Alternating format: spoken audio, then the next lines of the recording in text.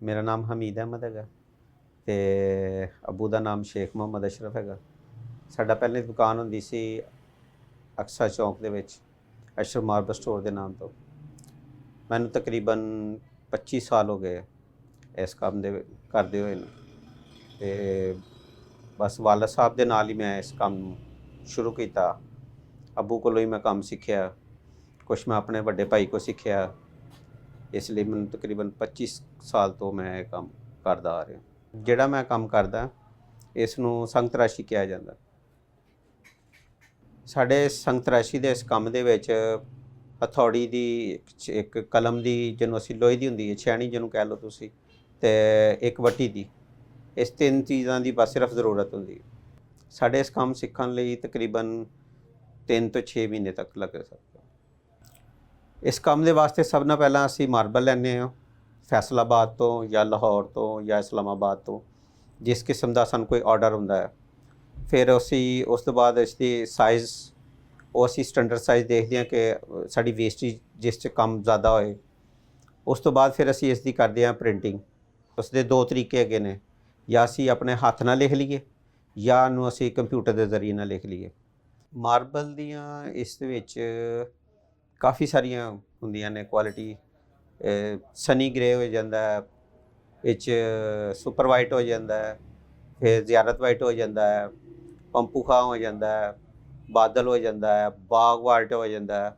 ਇਸ ਤਰ੍ਹਾਂ ਇਸ ਦੇ ਵਿੱਚ ਹੋਰ ਵੀ ਕਾਫੀ ਸਾਰੀਆਂ, ਵਿੱਚ ਗ੍ਰੇਨਾਈਟ ਵਾਈਟ ਵੀ ਹੁੰਦੇ ਨੇ, ਬਲੈਕ ਵੀ ਹੁੰਦੇ ਨੇ, ਤੁਸੀਂ ਉਹ ਯੂਜ਼ ਕਰ ਸਕਦੇ ਹੋ। ਅਸੀਂ ਕਸਟਮਰ ਦੀ ਰੇਂਜ, ਅਸੀਂ ਉਹਦੇ ਕੋਲ ਜੋ ਸਾਨੂੰ ਕਹਿੰਦੇ ਨੇ ਕਿ ਅਸੀਂ ਇਹਦੇ ਉੱਤੇ ਆ ਕੁਛ ਲਿਖਣਾ ਚਾਹੁੰਦੇ ਹਾਂ, ਅਸੀਂ ਉਹਨਾਂ ਦੀ ਇਬਾਰਤ ਦੇਖਦੇ ਹਾਂ। ਉਸ ਇਬਾਰਤ ਦੇ ਹਿਸਾਬ ਨਾਲ ਅਸੀਂ ਉਹਨੂੰ ਸਾਈਜ਼ ਦੱਸਦੇ ਹਾਂ ਕਿ ਤੁਸੀਂ ਇਸ ਸਾਈਜ਼ ਦੇ ਵਿੱਚ ਤੁਸੀਂ ਲਗਾਓਗੇ ਤਾਂ ਸਾਡਾ ਬਿਹਤਰ ਕੰਮ ਹੋ ਜਾਏਗਾ। ਉਸ ਹਿਸਾਬ ਨਾਲ ਫਿਰ ਅਸੀਂ ਸਾਈਜ਼, ਫਿਰ ਅਸੀਂ ਕੋਸ਼ਿਸ਼ ਇਹ ਨਾਲ ਕਰੀਦੀ ਹੈ ਕਿ ਬਾਜ਼, ਕਿਉਂਕਿ ਹੁਣ ਸਾਡੇ ਸਾਈਜ਼ ਚੱਲਦੇ ਨੇ ਕਾਊਂਟਰ ਸਾਈਜ਼, ਯਾਨੀ ਕਿ 2 ਫੁੱਟ ਦਾ ਚੌੜਾਈ ਦੇ ਵਿੱਚ ਸਾਨੂੰ ਮਾਰਬਲ ਮਿਲੇਗਾ। ਲੰਬਾਈ ਤੁਸੀਂ ਜਿਤਨੀ ਚਾਹੋ ਉਨੀ ਮਿਲ ਸਕਦੀ ਹੈ। ਅਸੀਂ ਫਿਰ ਕੋਸ਼ਿਸ਼ ਇਹ ਕਰਨੀ ਕਿ 2 ਫੁੱਟ ਦੇ ਉਹ ਅੰਦਰ ਰਵੇ, ਯਾਨੀ ਕਿ 2 ਫੁੱਟ ਬਾਈ 4 ਫੁੱਟ ਦਾ ਪੀਸ ਲੈ ਸਕਦਾ, 2 ਫੁੱਟ ਬਾਈ 3 ਫੁੱਟ ਦਾ ਲੈ ਸਕਦਾ, ਜਾਂ 1.5 ਫੁੱਟ ਬਾਈ 2 ਫੁੱਟ ਦਾ ਲੈ ਸਕਦਾ, ਜਾਂ 1.25 ਬਾਈ 2 ਦਾ ਲੈ ਸਕਦਾ। ਅਗਰ ਇਸ ਤੋਂ ਆਊਟ ਸਾਈਜ਼ ਸਾਨੂੰ ਕਸਟਮਰ ਖੁਦ ਕਹੇ ਕਿ ਸਾਨੂੰ 18 ਬਾਈ 36 ਦਾ ਸਾਈਜ਼ ਚਾਹੀਦਾ, ਇਸ ਲਈ ਫਿਰ ਉਸ ਦੇ ਵਿੱਚ ਉਸਨੂੰ ਵੇਸਟੇਜ ਜਿਹੜੀ ਹੁੰਦੀ ਹੈ, ਉਹ ਅਸੀਂ ਕਸਟਮਰ ਨੂੰ ਪਹਿਲਾਂ ਦੱਸ ਦਈਏ ਕਿ ਵੇਸਟੇਜ ਉਹ ਤੁਹਾਡੇ ਹਿੱਸੇ ਆਏਗੀ। ਅਗਰ ਤੁਸੀਂ ਜ਼ਿਆਦਾ ਵਾਈਟ 1 ਨੰਬਰ ਲਓਗੇ, ਉਹ ਤਕਰੀਬਨ ਤੁਹਾਡਾ 1200 ਤੋਂ ਲੈ ਕੇ ਤੇ 1500 1800 ਰੁਪਏ ਪਰ ਸਕੁਅਰ ਫੁੱਟ ਤੁਹਾਡਾ ਉਹ ਕਾਸਟ ਕੀਤਾ ਜਾਏਗਾ। ਉਸ ਹਿਸਾਬ ਨਾਲ ਫਿਰ ਅਸੀਂ ਤੁਹਾਨੂੰ ਦੱਸ ਦੇਗੇ ਜੀ 5 ਫੁੱਟ ਪੀਸ ਲੱਗੇਗਾ ਅਤੇ ਇੰਨੀ ਸਾਡਾ ਉਸ ਦੇ ਉੱਤੇ ਲੋਡਿੰਗ ਅਨਲੋਡਿੰਗ, ਯਾਨੀ ਕਿ ਇੱਥੇ ਤੱਕ ਬਿਲਟੀ ਤੱਕ ਦਾ ਖਰਚਾ। ਫਿਰ ਉਸ ਤੋਂ ਬਾਅਦ ਫਿਰ ਆਪਣੀ ਸਾਡੇ ਪ੍ਰਿੰਟ ਕਿਤਨੇ, ਉਹਦੇ ਉੱਤੇ ਲਿਖਾਈ ਦਾ ਕਿੰਨਾ ਖਰਚਾ ਹੋਏਗਾ। ਫਿਰ ਸਾਡੀ ਉਹਨੇ ਸਕੁਅਰ ਫੁੱਟ ਸਾਡੀ ਇੱਕ ਕਾਰੀਗਰ ਦੀ ਕਿੰਨੀ ਮਜ਼ਦੂਰੀ ਬਣਦੀ ਹੈ। ਫਿਰ ਉਸ ਦੇ ਉੱਤੇ ਅਸੀਂ ਪੇਂਟ ਕਿੰਨੇ ਦਾ ਲਗਾਉਣਾ। ਉਸ ਤੋਂ ਬਾਅਦ ਫਿਰ ਅਸੀਂ ਆਪਣਾ ਪ੍ਰੋਫਿਟ ਵਿੱਚ ਦੇਖਣਾ ਕਿ ਸਾਡਾ ਪ੍ਰੋਫਿਟ ਤਕਰੀਬਨ ਕਿੰਨਾ ਕੁ ਲੱਗਦਾ। ਇਸ ਦੇ 2 ਤਰੀਕੇ ਹੁੰਦੇ ਨੇ। ਬਾਜ਼ ਪੀਸ ਸਾਨੂੰ ਪਾਲਿਸ਼ਸ਼ੁਦਾ ਮਿਲ ਜਾਂਦੇ ਨੇ, ਬਾਅਦ ਸਾਨੂੰ ਇਹ ਕਿ ਪੀਸ ਸਾਨੂੰ ਖੁਦ ਪਾਲਿਸ਼ ਕਰਵਾਉਣੇ ਪੈਂਦੇ ਨੇ, ਕਿਉਂਕਿ ਪੀਸ ਜਦੋਂ ਮਾਰਬਲ ਦੀ ਕਟਿੰਗ ਹੁੰਦੀ ਨਾ, ਇੱਕ ਸਾਈਡ ਤੋਂ ਪਾਣੀ ਦੀ ਕਟਿੰਗ ਹੁੰਦੀ ਹੈ, ਇੱਕ ਸਾਈਡ ਤੋਂ ਨੀਚੇ ਬਗੈਰ ਪਾਣੀ ਤੋਂ ਕਟਿੰਗ ਹੁੰਦੀ ਹੈ। ਬਾਅਦ ਦਫਾ ਪੀਸ ਦੀ ਜਿਹੜੀ ਹੈ ਨਾ, ਸਾਨੂੰ ਜ਼ਰੂਰਤ ਹੁੰਦੀ ਹੈ ਕਿ ਅਸੀਂ ਪਾਣੀ ਵਾਲੀ ਕਟਿੰਗ ਜ਼ਿਆਦਾ ਇਸਤੇਮਾਲ ਕਰਨੀ ਚਾਹੁੰਦੇ ਹਾਂ। ਉਸ ਦੀ ਜਿਹੜੀ ਨੋਕ ਪਲਕ ਹੁੰਦੀ ਹੈ ਜ਼ਿਆਦਾ ਸਾਫ਼ ਹੁੰਦੀ ਹੈ, ਔਰ ਅਕਸਰ ਉਹਨਾਂ ਨੂੰ ਵੀ ਪਤਾ ਹੁੰਦਾ ਹੈ, ਇਸ ਲਈ ਉਹ ਆਲਮੋਸਟ ਪਹਿਲੇ ਪਾਣੀ ਵਾਲੀ ਸਾਈਡ ਦੇ ਉੱਤੇ ਪਾਲਿਸ਼ ਪੀਸ ਕੀਤਾ ਹੁੰਦਾ ਹੈ। ਕਿਉਂਕਿ 2 ਫੁੱਟ 4 ਫੁੱਟ ਦੇ ਪੀਸ ਦੇ ਵਿੱਚ ਪਾਲਿਸ਼ ਕੀਤੀ ਕਰਾਈ ਸਾਨੂੰ ਮਿਲ ਜਾਂਦੀ ਹੁੰਦੀ ਹੈ। ਲੇਕਿਨ ਅਗਰ ਸਾਡਾ ਆਊਟ ਸਾਈਜ਼ ਹੈ, ਯਾਨੀ ਕਿ ਅਸੀਂ ਕਿਸੇ ਬੜੇ ਪੀਸ 'ਚੋਂ ਕਟਵਾਇਆ, ਫਿਰ ਸਾਨੂੰ ਉਹ ਪੀਸ ਪਾਲਿਸ਼ ਕਰਵਾਉਣਾ ਪਏਗਾ, ਔਰ ਉਸ ਦੀ ਸਾਨੂੰ ਪੇਮੈਂਟ ਅਲੱਗਾ ਸਾਨੂੰ ਅਦਾ ਕਰਨੀ ਪਏਗੀ। ਮੈਂ ਖੁਦ ਕੰਪੋਜ਼ਿੰਗ ਕਰਦਾ ਹਾਂ ਕੰਪਿਊਟਰ 'ਤੇ, ਅਤੇ ਮੈਂ ਉਸ ਦੇ ਸਾਈਜ਼ ਦੇ ਹਿਸਾਬ ਨਾਲ ਕੰਪੋਜ਼ ਕਰ ਲੈਣਾ ਕਿ ਉਸ ਦੇ ਵਿੱਚ ਕੀ ਕੁਛ ਇਬਾਰਤ ਲਿਖਣੀ ਹੈ। ਉਹ ਇਬਾਰਤ ਲਿਖ ਕੇ ਪਹਿਲਾਂ ਤਾਂ ਅਸੀਂ ਕਸਟਮਰ ਨੂੰ ਪ੍ਰੂਫ ਰੀਡਿੰਗ ਦੇ ਦਿੱਤੀ ਹੈ ਕਿ ਤੁਸੀਂ ਪਾਸ ਕਰ ਲਓ ਕਿ ਠੀਕ ਹੈ।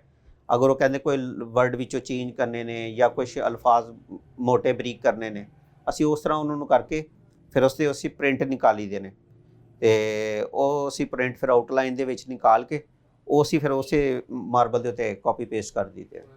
ਇਸ ਦੀ ਮੈਂ ਆਊਟਲਾਈਨ ਦੇ ਵਿੱਚ ਨਿਕਾਲਿਆ ਹੋਇਆ ਤਾਂ ਕਿ ਸਾਡੀ ਕਾਟਰੇਜ ਦੀ ਨਾ ਉਹ ਵੀ ਸਾਡੀ ਬਚਤ ਵੀ ਹੋ ਜਾਏਗੀ। ਅਤੇ ਇੱਕ ਸਾਨੂੰ ਇਹ, ਅਗਰ ਕੋਈ ਨਵਾਂ ਵੀ ਕੰਮ ਸਿੱਖ ਰਿਹਾ ਹੋਏਗਾ, ਉਸ ਲਈ ਆਸਾਨੀ ਹੋਏਗੀ ਕਿ ਕਲਮ ਨੂੰ ਇਸ ਦੇ ਨਾਲ ਚਲਾਉਣ ਦੇ ਵਿੱਚ ਉਹ ਜ਼ਿਆਦਾ ਆਸਾਨੀ ਹੋ ਜਾਏਗੀ ਬਨਿਸਬਤ ਕਿ ਅਗਰ ਮੁਕੰਮਲ ਲਫ਼ਜ਼ ਸਾਰਾ ਬਲੈਕ ਹੋਏਗਾ, ਫਿਰ ਉਹ ਡਿਸਟਰਬ ਹੋਏਗਾ ਕਿ ਮੈਨੂੰ ਮੇਰੀ ਕਲਮ ਅੰਦਰ ਨਾ ਚਲੇ ਜਾਏ, ਮੇਰੀ ਕਲਮ ਬਾਹਰ ਨਾ ਚਲੇ। ਇਸ ਤਰ੍ਹਾਂ ਇੱਕ ਲਾਈਨ ਲੱਗੀ ਹੈ, ਉਹ ਇਸ ਲਾਈਨ ਦੇ ਉੱਤੇ ਬਾਸਾਨੀ ਕਲਮ ਚਲਾ ਸਕਦਾ ਹੈ। ਇਸ ਦੀ ਮੈਂ ਪੇਪਰ ਦੀ ਮੈਂ ਕਟਿੰਗ ਕੀਤੀ ਹੈ, ਜਿਹੜੀ ਇਹ ਸਾਡਾ ਪੇਪਰ ਵੇਸਟ ਹੈਗਾ ਜੇ ਉਸ ਦੀ ਮੈਂ ਕਟਿੰਗ ਕਰ ਦਿੱਤੀ ਹੈ ਤਾਂ ਕਿ ਪੇਪਰ ਲਗਾਉਣ ਦੇ ਵਿੱਚ ਆਸਾਨੀ ਸਾਨੂੰ ਪੇਸ਼ ਆ ਜਾਏ।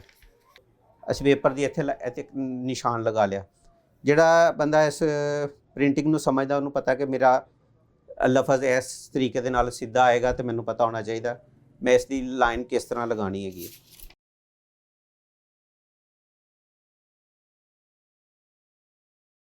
ਬਾਅਦ ਵਿੱਚ ਅਸੀਂ ਇਹ ਆਮ ਗਮ ਹੈਗੀ ਹੈ, ਇਹ ਅਸੀਂ ਗਮ ਦੇ ਨਾਲ ਅਸੀਂ ਪੇਪਰ ਨੂੰ ਲਗਾ ਦਈਦੀ ਹੈ ਤੇ ਇਸ ਨੂੰ ਅਸੀਂ ਕਾਪੀ ਪੇਸਟ ਕਰ ਦਈਏ ਬਸ।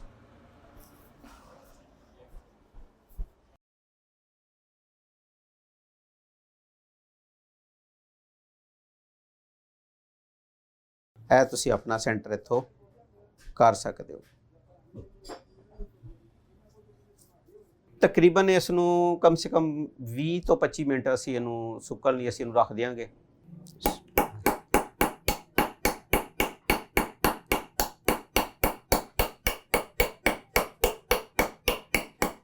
ਤੁਸੀਂ ਇਹੀ ਦੇਖ ਰਹੇ ਹੋਵੋਗੇ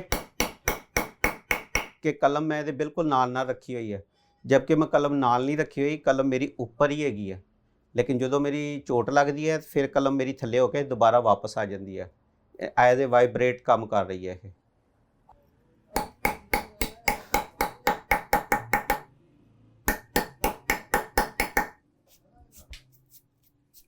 देखो इसकी हुण मुकम्मल शेप इसकी साडी बाहर आ गई है। ਹੁਣ ਅਸੀਂ ਇਸ ਦੀ ਕਰਨੀ ਹੈ ਉਭਰਾਈ। ਉਭਰਾਈ ਕਰਨ ਵਾਸਤੇ ਅਸੀਂ ਕਿਸੇ ਸਾਈਡ ਤੋਂ ਨੁੱਕਰ ਤੋਂ ਜਾਂ ਕਿਸੇ ਅਲਫਾਜ਼ ਤੋਂ ਅਸੀਂ ਇਹਨੂੰ ਸ਼ੁਰੂ ਕਰ ਸਕਦੇ ਹਾਂ।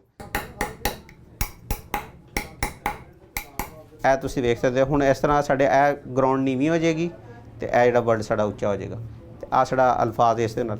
ਹੁਣ ਇਸ ਦੇ ਨਾਲ ਮੈਂ ਇਹਦੇ ਨਾਲ ਤੱਕ ਮੈਂ ਕਲਮ ਲੈ ਕੇ ਗਿਆ ਲੇਕਿਨ ਮੇਰਾ ਕੋਈ ਅਲਫਾਜ਼ ਨਹੀਂ ਟੁੱਟਿਆ। ਅਗਰ ਮੈਂ ਬਹੁਤ ਜ਼ਿਆਦਾ ਇਹਦੇ ਕਰੀਬ ਲੈ ਕੇ ਜਾਵਾਂਗਾ ਫਿਰ ਅਲਫਾਜ਼ ਇਹ ਟੁੱਟ ਜਾਏਗਾ।